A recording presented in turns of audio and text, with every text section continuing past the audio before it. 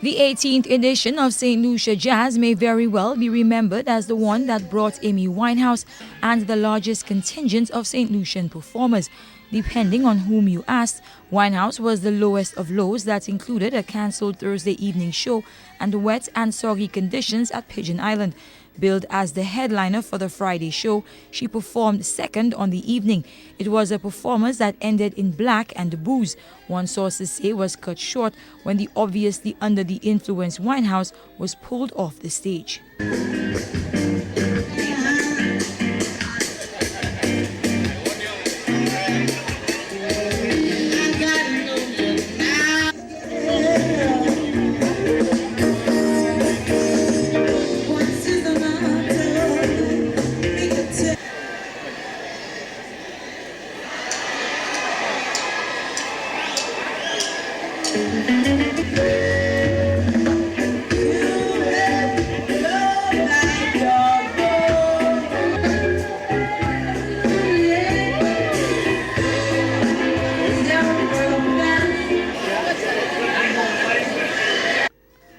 But for Tourism Minister Alan Chasney, it was a performance that delivered.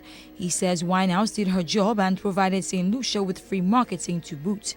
After hearing the multitude of reviews, and the reviews went from absolutely horrible to totally fantastic to I'm happy to see that Amy's recovering and that it was one of the better performances that she had, I had to sit back from it and realize, you know what, it's art.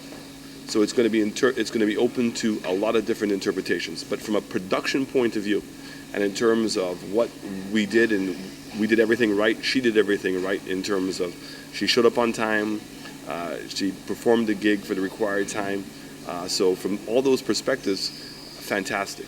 In terms of whether people liked her show or not, I'm really going to leave that to the audience. The high of Saint Lucia Jazz was the number of Saint Lucians who made it to main stage.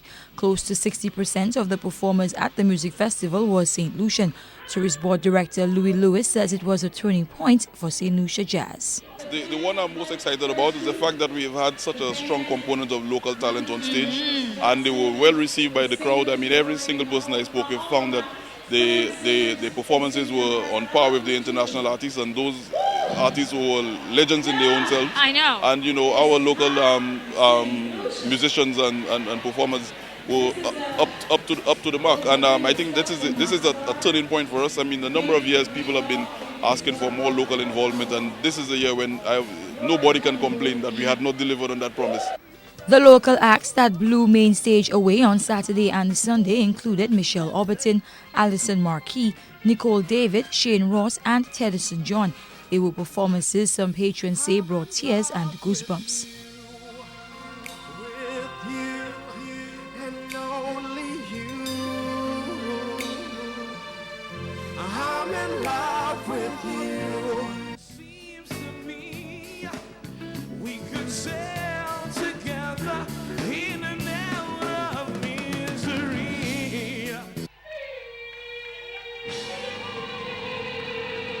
Even though we did a number of different genres, if you will, like fusions in the genres, but it worked out really well. Everybody seemed to love it, seemed to enjoy themselves.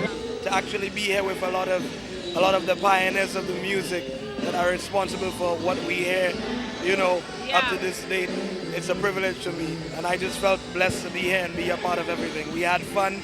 I got a lot of great responses from everybody. We had a great time. The two acts that drew the most fans were also the longest performing, Kassav closing on Friday and Beres Hammond on Sunday. The Zouk Band performed a 2-hour set. The Cool Ruler did his business in a little over an hour and a half. But as you could see, he still wasn't done when he got off the stage. I still want to sing, I feel good, girl, when you're wrapped up in my arms, dancing to a reggae song, feel good. First of all, let me say I enjoyed myself, and I felt like I was amongst some long-time family members, you know, and they gave it to me, they gave the energy to me, and I just straight right back at them, and we had a ball. The week-long festival ended with fireworks and soca music on the Jazz soundstage. Carmi Joseph, HTS News, Channel 4.